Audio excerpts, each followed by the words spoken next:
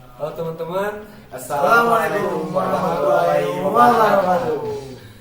kita di sini kelompok 8, yaitu kelompok Arlindo. Nah, di sini kita kelompok 8, kita bakalan nampilin sebuah video, ya video pembelajaran lah tentang mengenai apa itu Arlindo, segala sesuatunya kita bahas di video ini.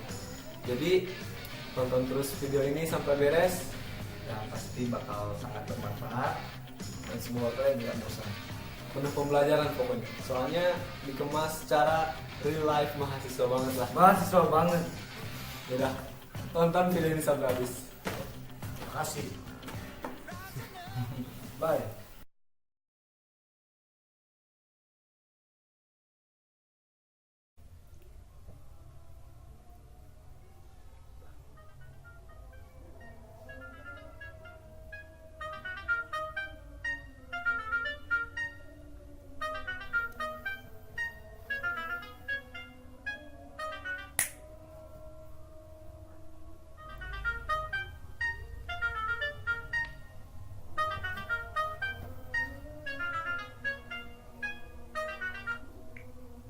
Anjir, kuliah.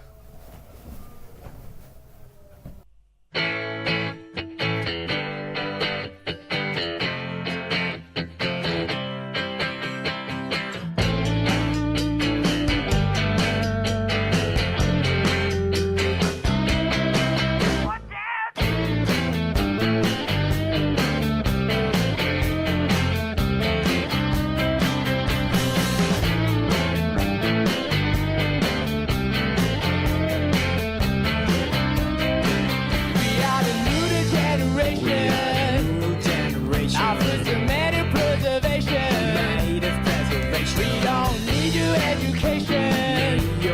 Things are sad in proportion.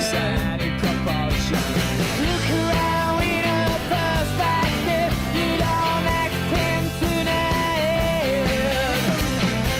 You know it's a tentative. You know doctors are expensive. We are the starving brain, we're naked in the rain. This is no heaven, something new generation land.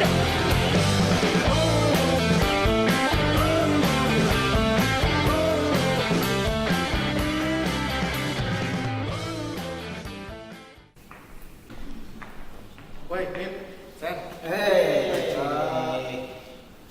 dari mana aja kamu nih? kesiangan gua. Wah, jam segini pada datang. Udah beres, kuliah itu udah beres. Saya udah pulang. Udah lama tadi pulangnya dosen. Wah, mana dong? Padahal tadi tahu nggak kita belajar apa sih? Belajar Arlindo, ada lintas Indonesia. Itu Arlindo. Lu tahu nggak Arlindo? Gak ya? Tahu gua. Nggak tahu kan? Tuh gimana dong? Penting loh. Gua minta ajarin lo kalau lu gimana? Ah, gampang. Udah, kalau gitu ntar kita keluar aja. Kita Tapi- bikin kelompok. Tapi kalau segini kurang, ntar ajakin yang lain lah. Ya, yang lain siapa aja? Ajakin si Widi, si Fafa lah ajakin. Ajakin yang mereka ya. Ajakin lah. Si Fafa sama si Widi ya. Mereka juga tuh, mereka juga paham tadi. Iya, Pak. Mereka paling aktif tadi. Nah, makanya itu kita butuh yang aktif. Biar bisa jelasin kita semua. Iya. Ya udah, tidak tuh aja Pip ya. Ya, jadi kita fix nih ya belajar Oke, bareng nih ya fix. tentang Arlindo nih ya. Fix maksimal kita. Sip. Oke. Oke. Yuk. Jadi, Makasih ya. Yuk. Balik nih. Balik kan? Yuk. Yuk. Belum. Jalan. Boy, boy. Dari gua.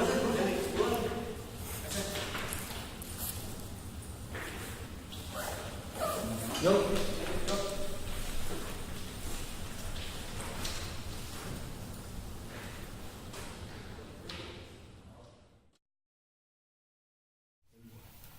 Woi, Pipta. Aduh, Ya, Jika. Sen. Yuk. Jam berapa nih, Dik? Tahu. Itu si Bapak mana? Papa, si Papa maaf nggak bisa datang. Kenapa? Ini hadirin acara nikahan si Kikin. Oh. Seriusan, dia sedikit nikah anjir. Gue juga nggak nyangka. Ya udah, mau langsung belajar nih kita. Ya, jangan langsung lah. Udah, nih kemarin kan Bapak Noel tersayang ngejelasin tentang Arlindo. Ya, yang lu nggak masuk itu.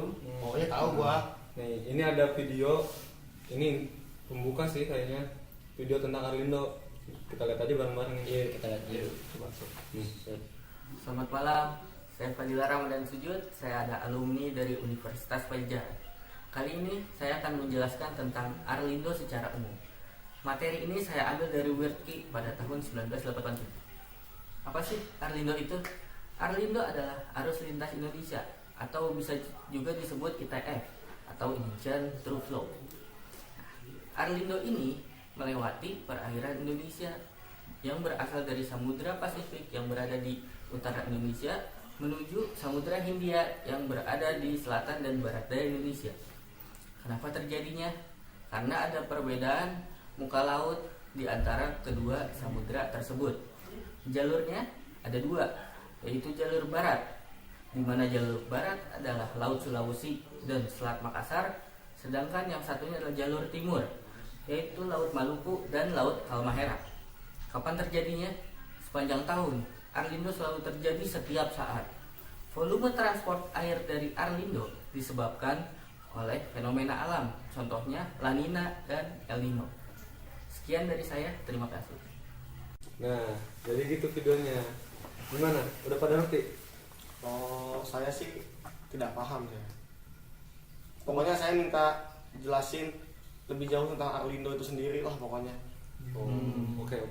Ya emang sih tadi videonya cuma pengertian sama yang lain, belum menjelaskan masalah keseluruhan tentang Arlindo sih, belum lebih jauh lagi gitu.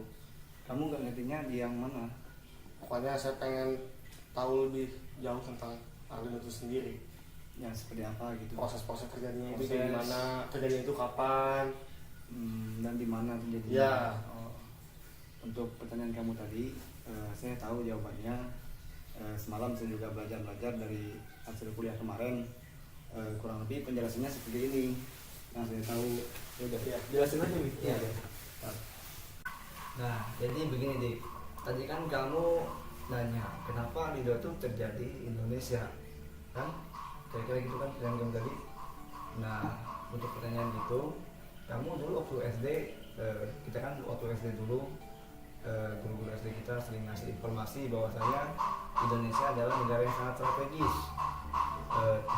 Strategisnya karena Indonesia itu adalah sebuah negara kepulauan yang diapit oleh dua benua. Benua Australia di belahan bumi selatan dan benua Asia di belahan bumi bagian utara. Terus selain diapit oleh dua benua, Indonesia diapit oleh apa? Dua samudra. Dua samudra. Pintar kamu. Bagus. Jadi karena diapit oleh dua samudra, yakni Samudra Hindia dan Samudra Pasifik yang ada di belahan bumi utara. Nah, sekarang saya mau tanya sama kamu, antara Hindia dan Pasifik yang paling dalam lautan mana? Antara Hindia dan Pasifik yang terdalam itu Samudra Hindia. Nah, jadi dapat kita simpulkan bahwa Indonesia ini adalah negara pertemuan antara dua samudra. Nah, kaitannya dengan Arlindo tadi tidak ada hubungannya dengan benua, tapi dengan keberadaan dari dua samudra tadi. Berarti dapat kita simpulkan bahwa Indonesia ini adalah sebuah negara di mana tempat daripada pertemuan dua samudra. Di samping dari faktor pertemuan antara dua samudra tadi, faktor yang mempengaruhi Arlindo kenapa terjadi di Indonesia karena ada perbedaan daripada ketinggian muka laut. Jadi sifat fisik. Nah, sifat fisiknya. Jadi di Samudra Pasifik yang itu memiliki muka laut yang lebih tinggi dibandingkan Samudra Hindia. Kamu tahu nggak sebabnya kenapa Pasifik muka airnya lebih tinggi dibanding Hindia? Kenapa coba? Masih bingung ya? Oh, tak gampang.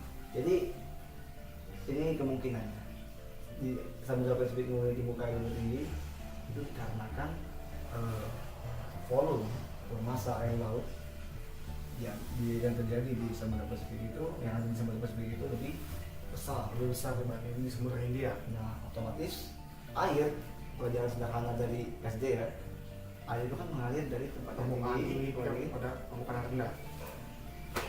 Nah, jadi air itu mengalir dari tempat tinggi ke tempat yang rendah. Kenapa masa air dari Samudra Pasifik itu lebih besar daripada Samudra Hindia? Itu dikarenakan karena di bagian belahan bumi utara yang langsung berhadapan dengan Samudra Pasifik itu memiliki sungai-sungai besar yang membawa air-air yang sangat banyak, sehingga dia meluber ke Samudra Pasifik. Itu faktor pertama. Terus faktor kedua,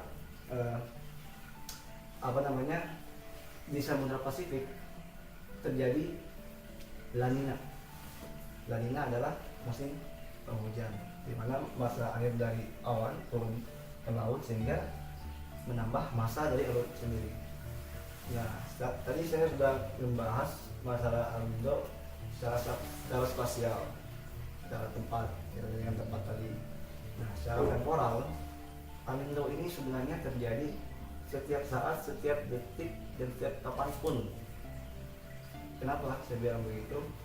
Ya karena memang Alindo ini sebuah alir yang terus mengalir. Yang membedakan di sini adalah intensitas daripada kekuatan arus Alindo tadi. Faktor yang mempengaruhi kekuatan daripada arus Alindo tadi itu disebabkan oleh tergantung dengan banyak atau tidaknya massa air yang ada di Samudra Pasifik tadi.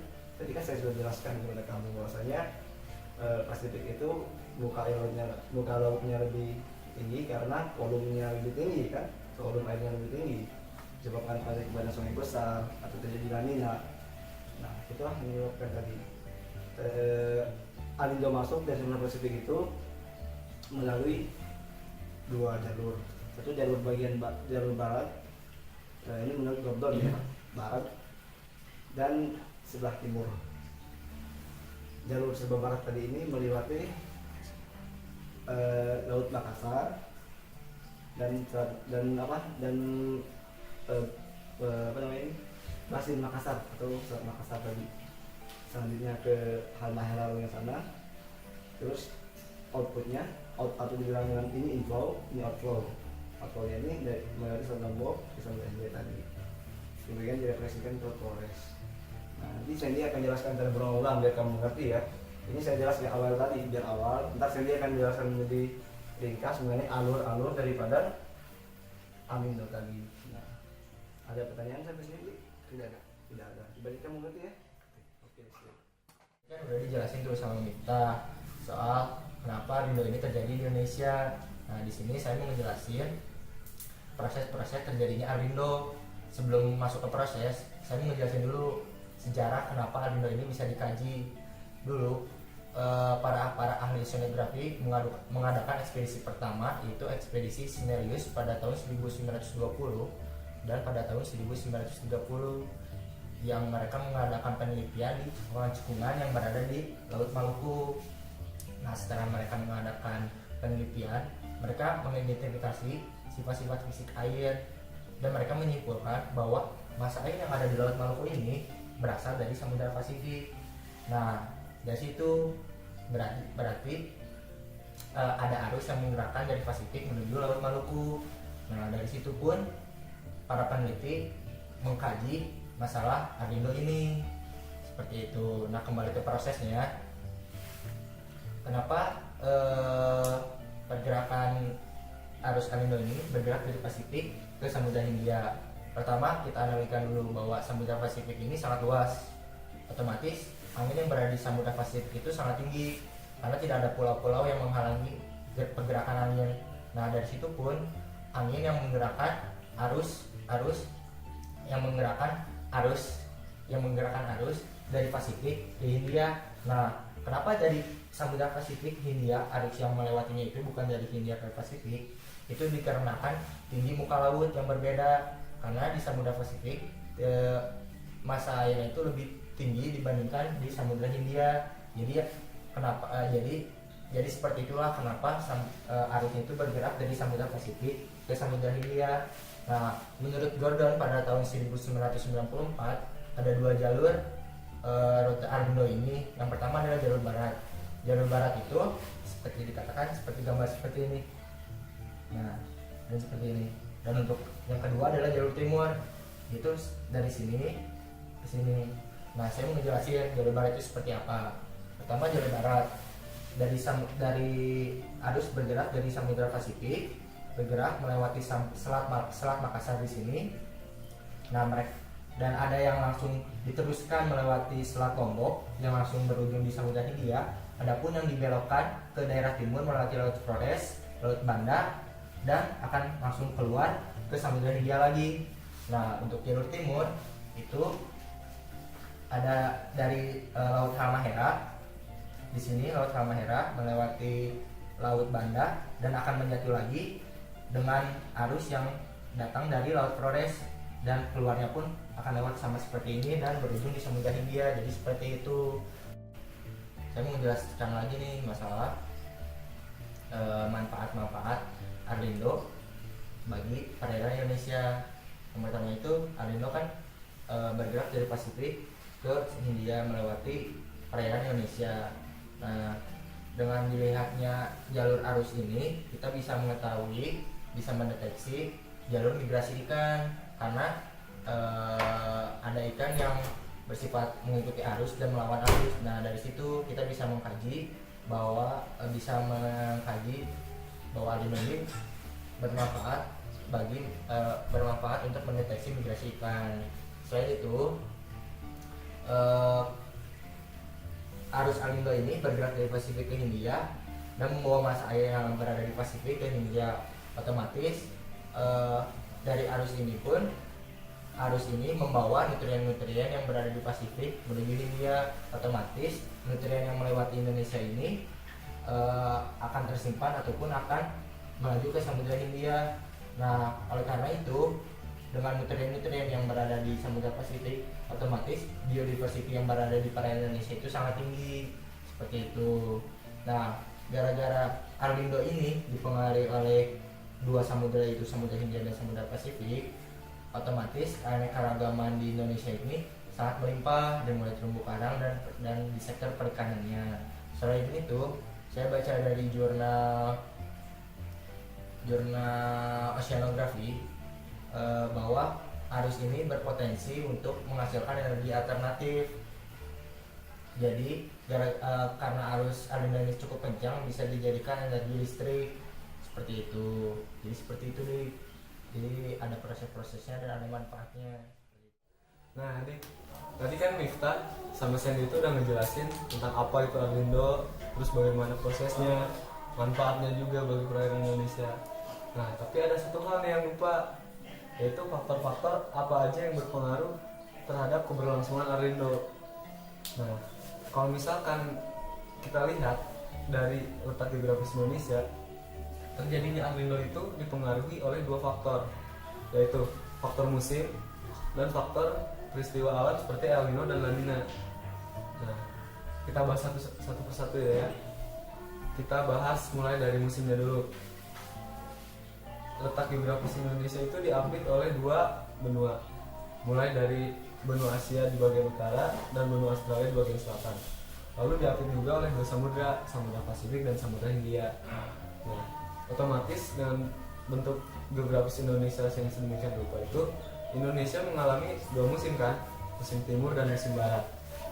Nah, sekarang kita bahas satu persatu dulu deh. Musim timur. Pada saat musim timur, angin itu kan berhembus dari benua Australia menuju benua Asia. Nah, pergerakan angin itu kan seperti ini, di sini kan. Nah, dan pergerakan air yang sedemikian rupa itu menyebabkan di Samudra Pasifik ini akan terjadi penumpukan massa air.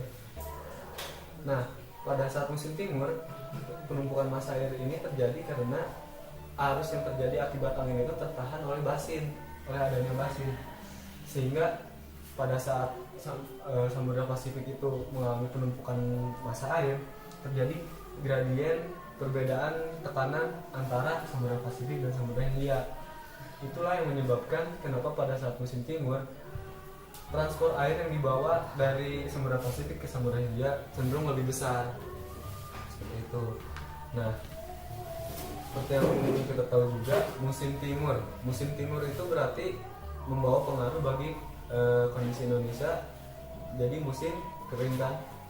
Nah, karena El Nino itu bergerak pada kolom air bagian atas, jadi pada saat penelitian El Nino pun penelitian itu dilakukan pada kedalaman 5-10 meter aja. Nah, otomatis dengan arus El Nino yang berada di kolom air bagian atas itu terjadi interaksi langsung dengan atmosfer pada saat musim timur, membawa efek kering bagi Indonesia. Itu akan menyebabkan penurunan temperatur di Indonesia. Kenapa demikian? Karena meningkatnya salinitas di Indonesia. Nah, musim timur juga itu dapat mengindikasikan di suatu perairan Indonesia itu akan mengalami upwelling. Nah, kebalikannya pada saat musim barat itu kan angin berhembus dari benua Asia ke benua Australia. Nah, sehingga angin itu akan bergerak seperti ini, sehingga masa air yang di sini akan tercipta arus yang arahnya ke sebelah sana kan. Nah, akan tetapi kita ingat juga seperti daerah sini, daerah Teluk Banda juga itu merupakan jalur outflow bagi El Nino, sehingga pada saat musim barat bertiup akan terjadi penumpukan massa air di sini yang menahan jalur outflow El Nino, sehingga gradien tinggi muka laut antara Samudra Hindia dan Samudra Pasifik itu relatif lebih kecil, sehingga arus yang dibawa atau transfer air yang dibawa dari Samudra Pasifik ke Samudra Hindia relatif kecil karena perbedaan tinggi muka lautnya yang tidak relatif besar itu. Nah, pada saat musim barat itu kan menyebabkan kondisi di Indonesia itu basah atau musim hujan. Nah, itu menyebabkan temperatur di Indonesia itu kan akan meninggi dan salinitasnya akan rendah karena berkumpulnya massa air yang lebih banyak, gitu kan.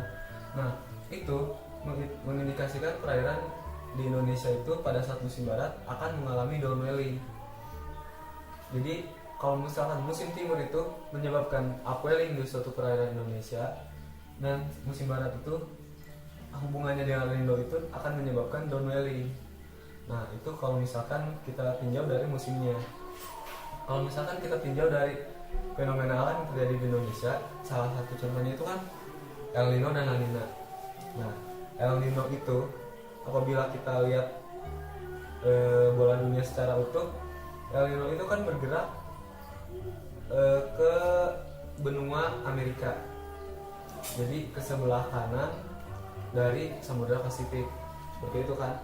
Nah, hal yang demikian itu akan menyebabkan di Samudra Pasifik itu ada kolam air panas yang akan bergerak cenderung ke benua Amerika.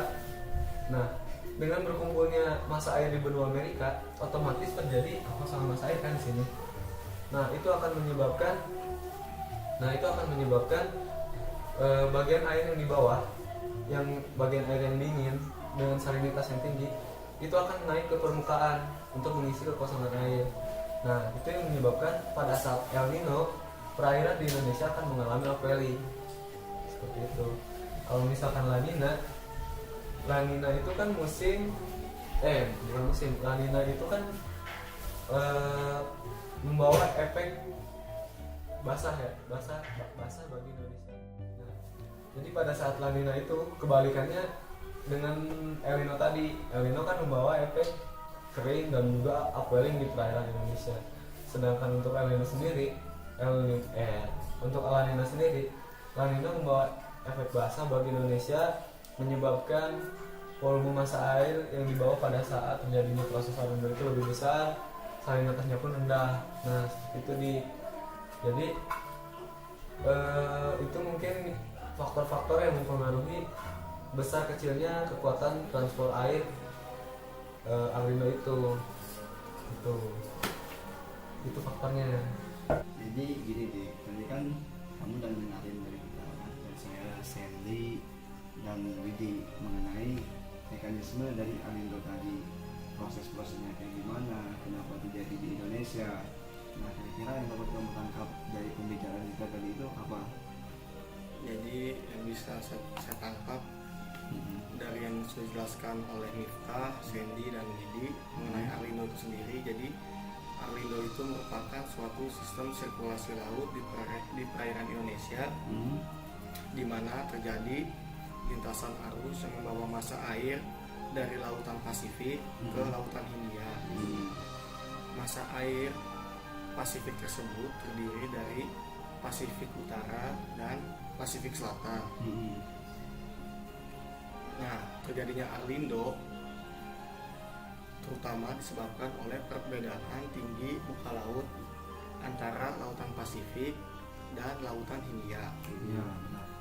yaitu permukaan bagian tropik lautan Pasifik barat lebih tinggi daripada lautan Hindia bagian timur, sehingga terjadi gradien tekanan yang mengakibatkan mengalirnya arus dari lautan Pasifik ke lautan Hindia.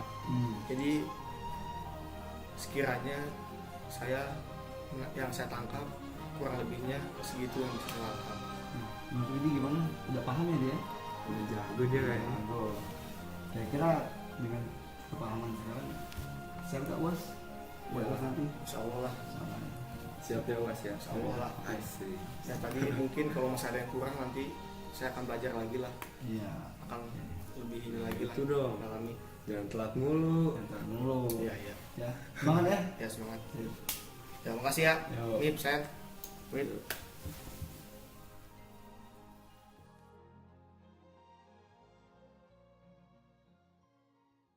Nama saya Andika Budi Kusuma Putra, Lautan 2012 MPM 008. Terima kasih.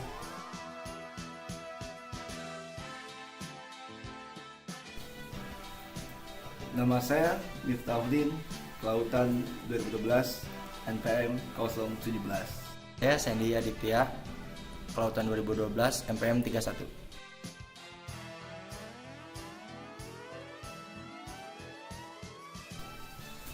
Nama saya Widhi Nugraha, Kelautan 2012, NPM 46.